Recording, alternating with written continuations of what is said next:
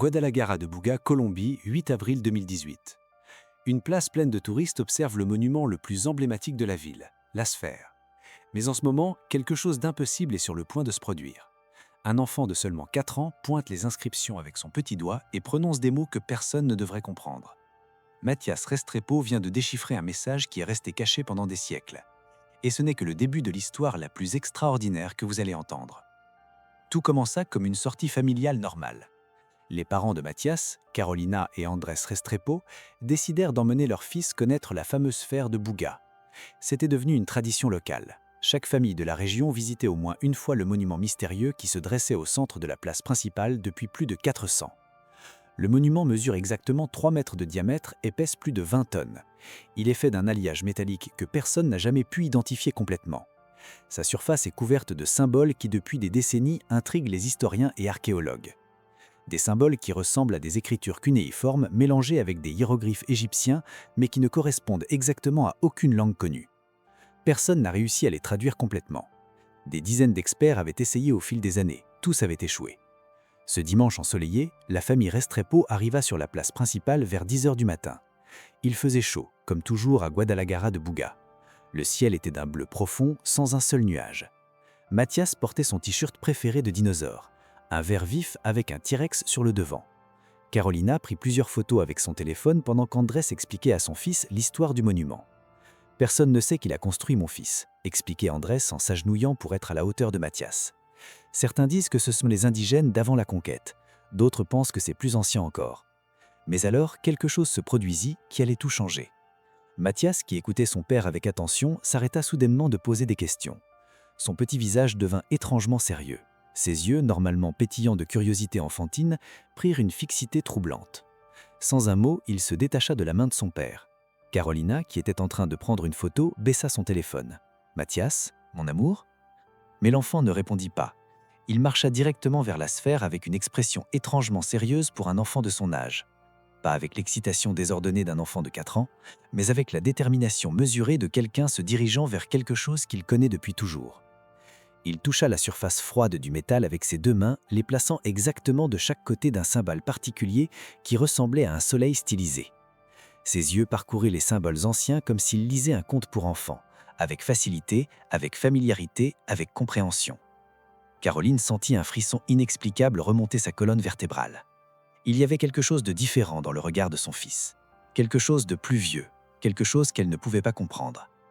Andrés s'approcha doucement. « Mathias, qu'est-ce que tu fais ?» L'enfant ne répondit pas immédiatement. Ses doigts suivaient les contours des symboles avec une précision qui semblait impossible pour un enfant qui avait à peine appris à écrire son propre nom. Les touristes autour d'eux commençaient à s'arrêter. Une femme d'environ 40 ans, venue de Bogota pour le week-end, observait la scène avec curiosité. Un couple de personnes âgées qui nourrissaient les pigeons s'approcha lentement. Caroline sentit son cœur battre plus fort. Il y avait quelque chose d'anormal dans la façon dont Mathias touchait la sphère. Ce n'était pas un jeu d'enfant, c'était autre chose. Puis, après ce qui sembla une éternité, mais ne dura probablement que quelques secondes, Mathias commença à parler. Il ne balbutia pas, il ne bégaya pas comme le font les enfants de son âge quand ils essaient de prononcer des mots difficiles. Ses mots sortirent clairs et fermes avec une diction parfaite qui aurait été impressionnante même pour un adulte. Ici en bas, il y a quelque chose qui attend. 7 pas vers le soleil levant, où l'ombre touche la terre à midi. Un silence absolu tomba sur la place. Le vieil homme qui vendait des artisanats, des figurines d'argile représentant des saints catholiques et des divinités précolombiennes, laissa tomber une de ses créations. Elle se brisa sur le pavé avec un bruit sec qui résonna comme un coup de feu dans le silence soudain. Carolina regarda son mari, les yeux écarquillés. Andrés avait la bouche ouverte, incapable de former des mots.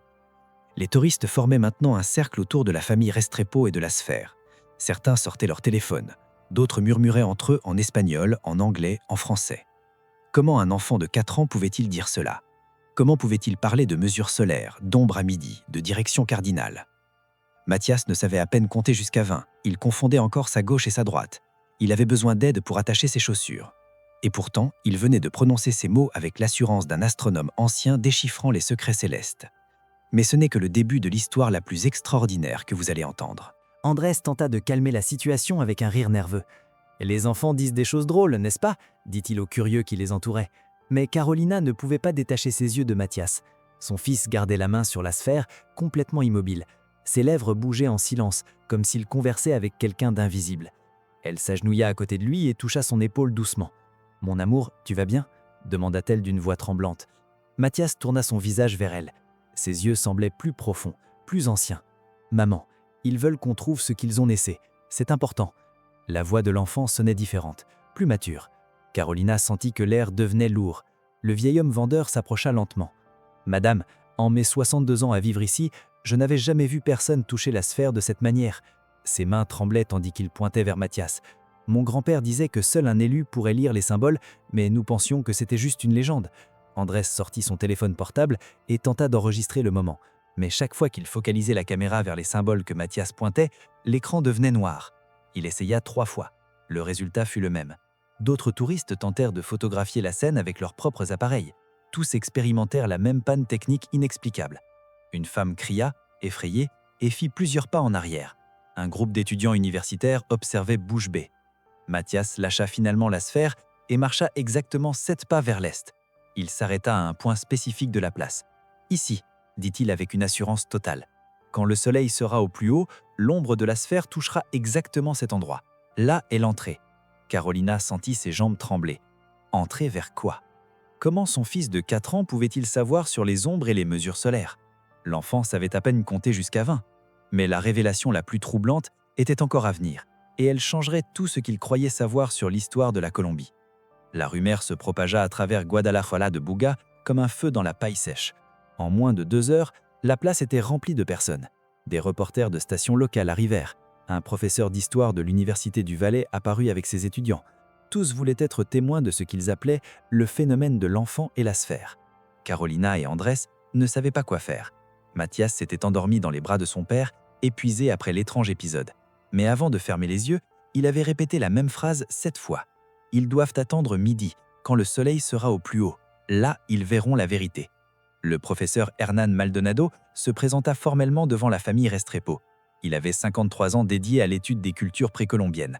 Un visage marqué par des années passées sous le soleil à fouiller des sites archéologiques. Des mains cailleuses qui avaient tenu de milliers d'artefacts anciens. Mais jamais, en toutes ces années, il n'avait jamais entendu parler de quelque chose comme ça. « S'il vous plaît, permettez-moi d'être présent quand midi arrivera », suppliait-il avec une urgence que Carolina n'avait jamais vue chez un académique. Si ce que l'enfant dit est vrai, nous serions face à la découverte archéologique la plus importante du Valle del Cauca, peut-être de toute la Colombie. Carolina regarda son fils, qui dormait maintenant paisiblement. « Professeur, je ne sais même pas ce qui s'est passé. Mon fils n'a jamais fait quelque chose de comme ça. » Le professeur Maldonado s'assit à côté d'eux sur un banc de la place. « Madame Restrepo, j'étudie cette sphère depuis 20 ans.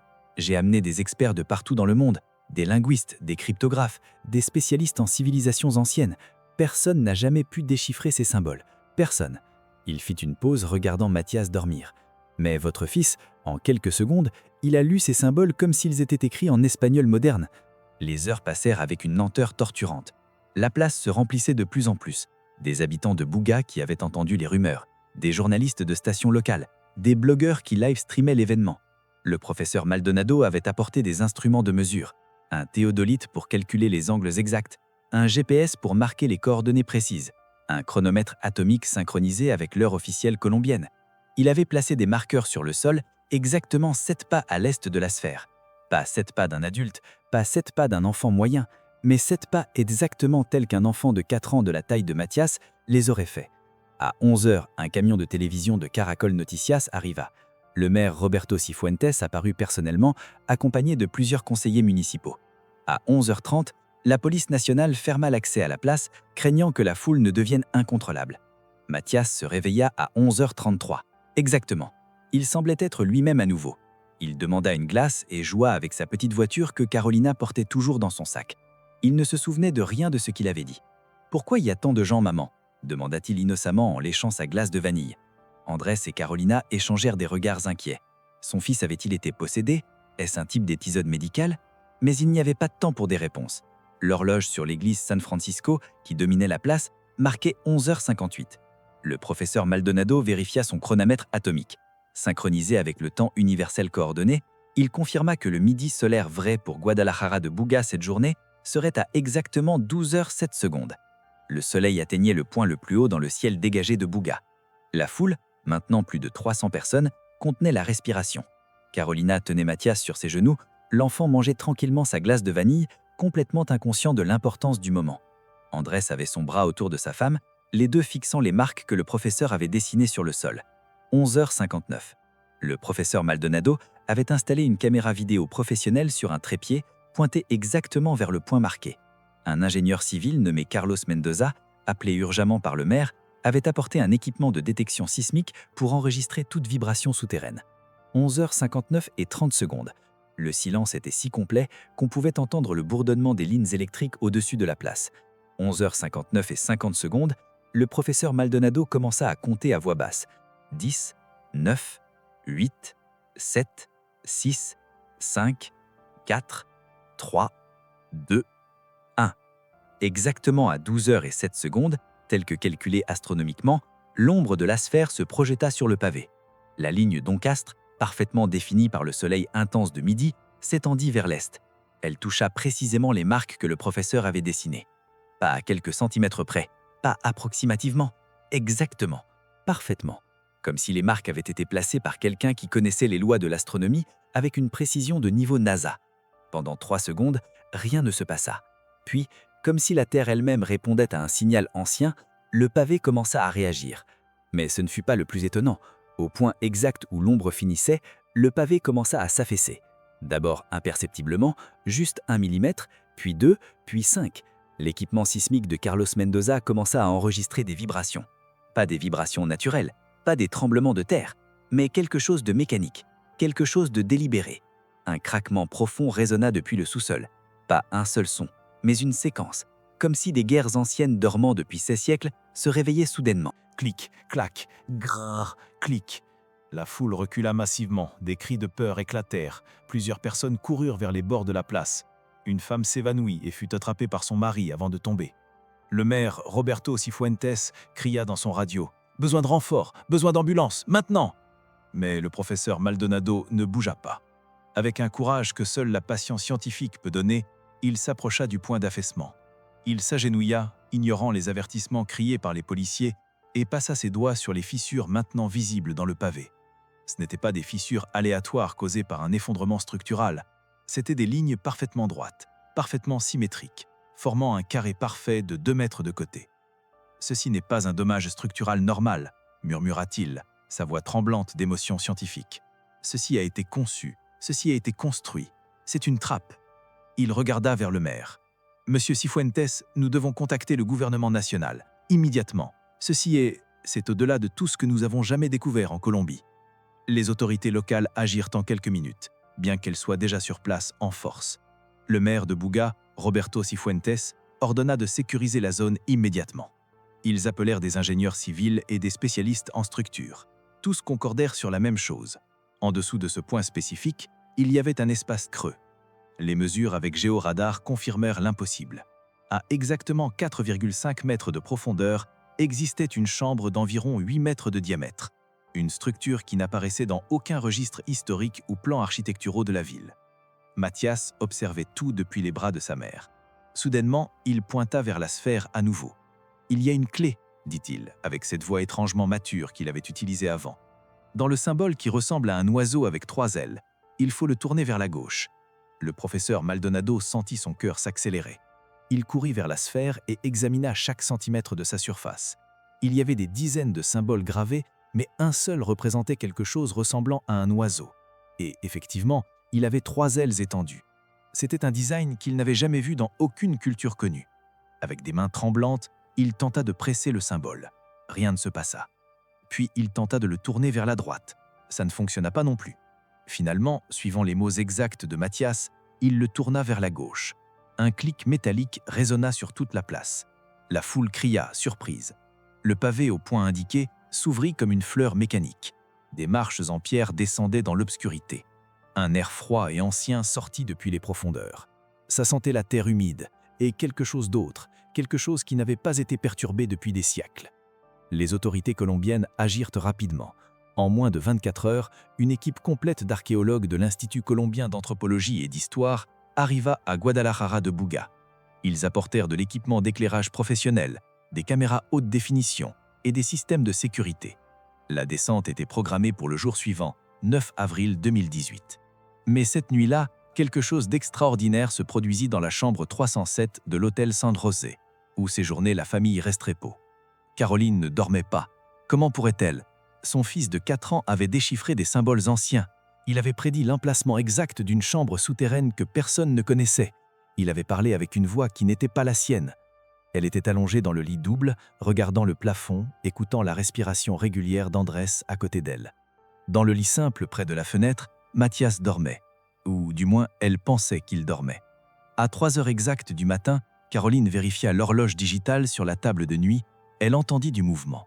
Mathias s'était levé. Comme un enfant qui se réveille confus dans la nuit, mais avec des mouvements précis, délibérés. Il marcha directement vers la fenêtre qui donnait vers la place principale. Les lumières de sécurité, installées d'urgence par la police autour de la sphère et de la zone d'excavation, illuminaient le monument avec une lueur vague et crue. Caroline se leva silencieusement et s'approcha de son fils. « Mathias, mon amour, qu'est-ce que tu fais ?» L'enfant ne répondit pas immédiatement. Il appuya ses petites mains contre la vitre froide de la fenêtre, regardant vers la sphère avec une intensité qui glaçait le sang. « Ils sont contents », murmura-t-il, sans se tourner. « Ça fait tellement longtemps qu'ils attendent d'être trouvés. Des centaines d'années, peut-être des milliers. » Caroline sentit chaque poil de son corps se hérisser. « Qui, mon amour? Qui est content ?» Mathias finalement la regarda. Ses yeux, normalement d'un vert clair innocent, reflétaient la lumière de la lune d'une manière qui ne semblait pas naturelle, comme si quelque chose derrière ses yeux brillait de son propre lumière. « Les gardiens de la connaissance perdue, dit-il, avec cette voix étrangement mature qu'il avait utilisée avant. Ils ont tout laissé là-bas, tous les secrets, toutes les vérités, pour le moment où l'humanité serait prête. Mais ils ne savaient pas si ce moment viendrait jamais. Alors ils ont attendu, dans le drac, dans le silence, seuls. Des larmes commencèrent à couler sur les joues de Caroline. « Mathias, mon bébé, est-ce que tu es toi ?» L'enfant sourit. Et ce sourire, alors, était un sourire qui lui appartenait. « Oui, maman, c'est moi. Mais c'est aussi eux. Ils parlent à travers moi. Ils me montrent des choses merveilleuses, des choses terribles, des choses que le monde a oubliées. » Andrés s'était réveillé maintenant. Il rejoignit sa femme et son fils près de la fenêtre. « Mathias, dit-il, en essayant de garder sa voix calme. Qui te parle? Comment parle-t-il à toi? » « Dans mes rêves, répondit-il simplement. Mais ce ne sont pas vraiment des rêves, ce sont des mémoires de choses qui se sont produites il y a très très longtemps. Le lendemain matin, le professeur Maldonado insista pour que Mathias soit présent durant la descente. « Cet enfant est la clé de tout cela, » argumenta-t-il devant les autorités. « Sans lui, nous n'aurions jamais trouvé l'entrée. Peut-être aurons-nous besoin de son aide là-bas. » Après beaucoup de débats, on permit à la famille d'accompagner l'équipe scientifique. Mathias serait le premier enfant à participer officiellement à une expédition archéologique en Colombie, peut-être dans toute l'Amérique latine. À 10 heures du matin, le 9 avril 2018, la descente commença. L'équipe finale était composée de 12 personnes soigneusement sélectionnées. Le professeur Hernán Maldonado menait l'expédition. Avec lui, Dr Patricia Romero, spécialiste en métallurgie ancienne de l'Université nationale, Dr Giorgio Castello, archéologue spécialisé en culture précolombienne, 3 techniciens de l'Institut colombien d'anthropologie et d'histoire, 2 ingénieurs structuraux pour garantir la sécurité, 2 caméramans pour documenter chaque seconde, et la famille Restrepo, Caroline, Andrés et Mathias. Le petit garçon serait le premier enfant à participer officiellement à une expédition archéologique majeure en Colombie, peut-être dans toute l'Amérique latine. Chacun portait un casque équipé d'une lampe LED. Chacun avait un harnais de sécurité attaché à un câble principal ancré au-dessus. Les marches descendaient dans l'obscurité. 12 personnes commencèrent à descendre, une par une, comme avec précaution. Les premières marches étaient en pierre, pas de la pierre ordinaire. Dr Castello s'arrêta sur la 5e marche pour l'examiner. C'est du basalte, mais travaillé avec une précision que je n'ai jamais vue. Regardez ces arêtes. Elles sont parfaites, pas de marque d'outil, comme si la pierre avait été moulée. Les marches mesuraient exactement 22 cm de hauteur. Pas 21, pas 23, exactement 22. Chacune, single, une. C'est mathématiquement impossible avec des outils primitifs, dit l'ingénieur Carlos Mendoza, en mesurant avec un laser de précision. La marge d'erreur est de moins d'1 millimètre sur 63 marches. Cela requiert une technologie de niveau industriel moderne. Les murs du tunnel descendant n'étaient pas nus, ils étaient couverts de nouveaux symboles. Mathias touchait chacun en descendant. Ses petits doigts glissaient sur les gravures avec une tendresse presque affectueuse. « Bonjour », murmura-t-il occasionnellement. « Je sais, oui, bientôt. » Caroline, qui descendait juste derrière lui, sentait son cœur se serrer à chaque murmure. Son fils conversait avec les murs comme s'ils étaient de vieux amis qu'il n'avait pas vus depuis longtemps.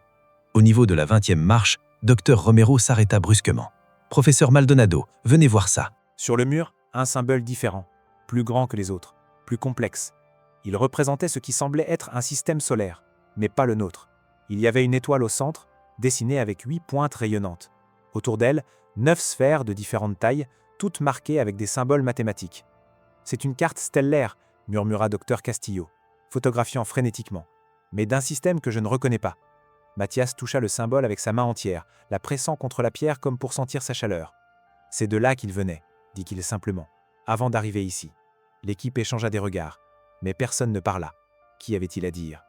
Ils continuèrent à descendre. 35 marches, 40, 50. L'air devenait plus frais, plus humide. Il sentait l'ancien, comme l'intérieur d'une pyramide égyptienne ou d'une tombe maya, mais aussi quelque chose d'autre, quelque chose de métallique, presque électrique.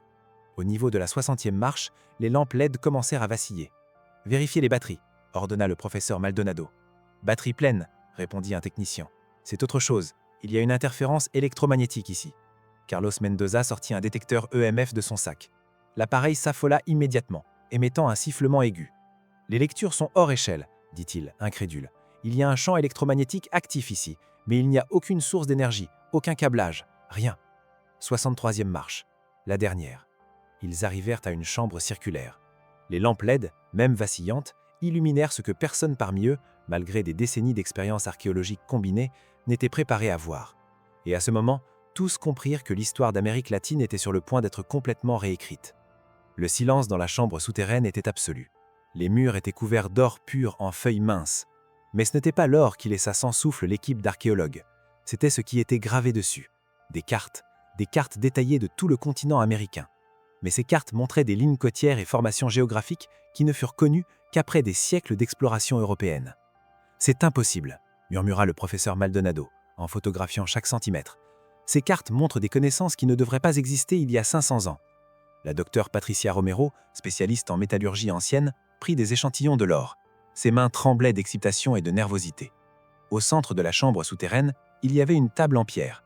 Sur elle reposaient 3 objets. Un disque de cristal noir parfaitement poli, un ensemble d'instruments qui semblaient être des outils de navigation astronomique et un coffre de bois pétrifié scellé avec de la résine végétale.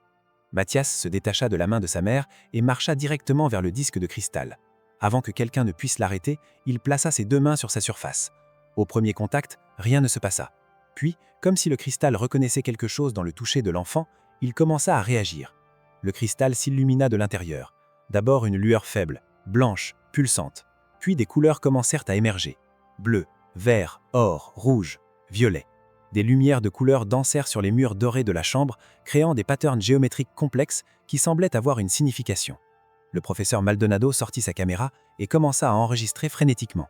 Puis, sans aucun avertissement, des images commencèrent à se projeter dans l'air. Pas sur un mur, mais flottant dans l'espace tridimensionnel, comme des hologrammes parfaits. Tous virent des scènes d'une civilisation inconnue. La première image montrait une ville immense, des bâtiments de pierre blanche qui s'élevaient vers le ciel en spirales élégantes, des rues larges remplies de personnes vêtues de robes élaborées, brodées avec des fils qui semblaient être de l'or et de l'argent. La deuxième scène montrait ce qui ne pouvait être qu'un observatoire astronomique, mais pas comme ceux qu'ils connaissaient. C'était une structure circulaire ouverte vers le ciel avec des anneaux métalliques tournant lentement, traçant les mouvements des étoiles avec une précision qui ne devrait pas exister il y a 500 ans ou même 2000 ans. La troisième image était encore plus stupéfiante.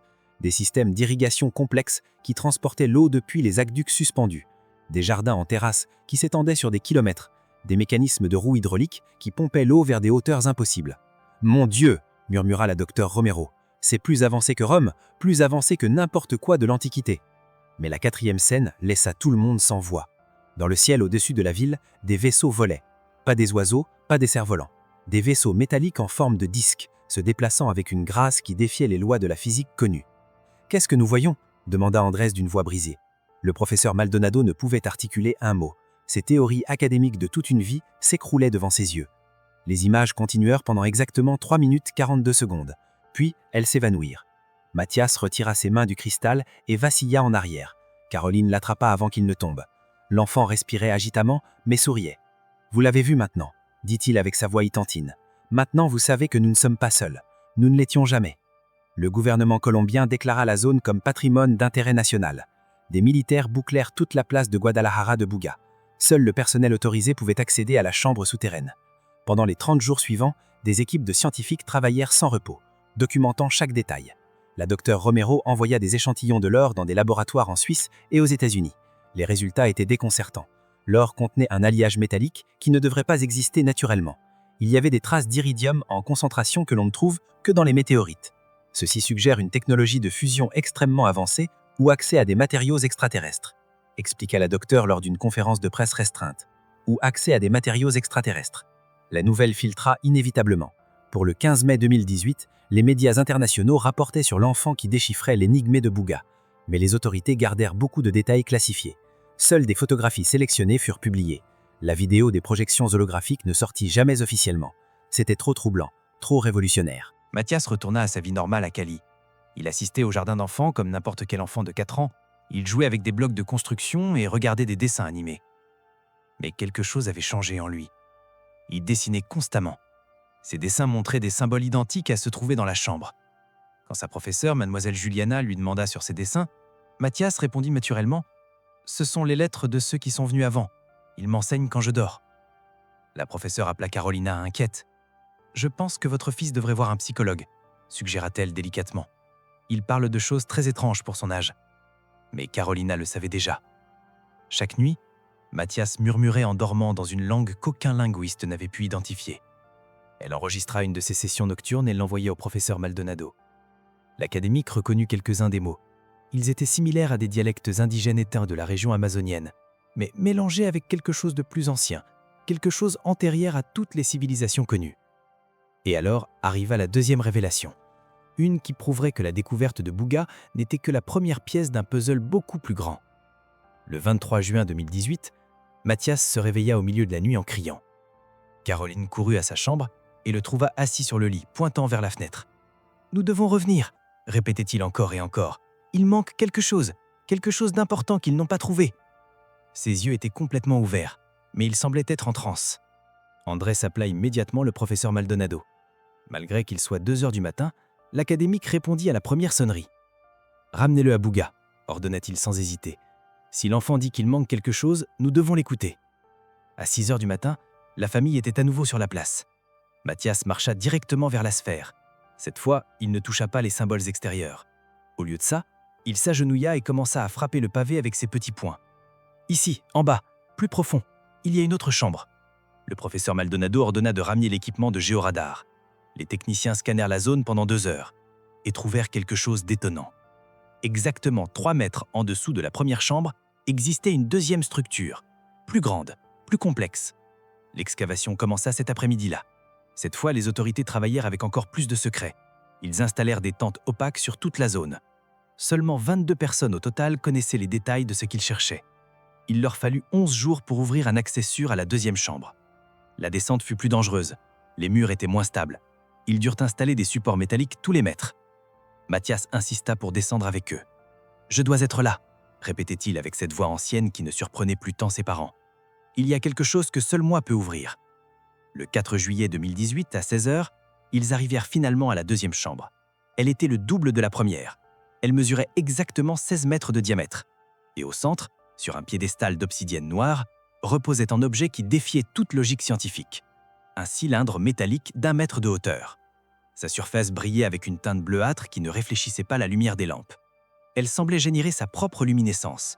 Et elle était couverte d'équations mathématiques qui feraient pleurer d'émerveillement n'importe quel physicien moderne. Aucun membre de l'équipe n'osa toucher le cylindre. Il émanait un bourdonnement de basse fréquence qu'on sentait dans les eaux. Le professeur Maldonado plaça des détecteurs de radiation autour de l'objet. Les niveaux étaient normaux, pas de danger immédiat. Mais tous sentaient qu'ils étaient face à quelque chose qui n'appartenait pas à aucune époque humaine connue. Mathias s'approcha sans faire. Avant que quelqu'un puisse l'arrêter, il embrassa le cylindre avec ses petits bras. Le bourdonnement intensifia. Les murs de la chambre commencèrent à vibrer. De la poussière ancienne tomba du ciel.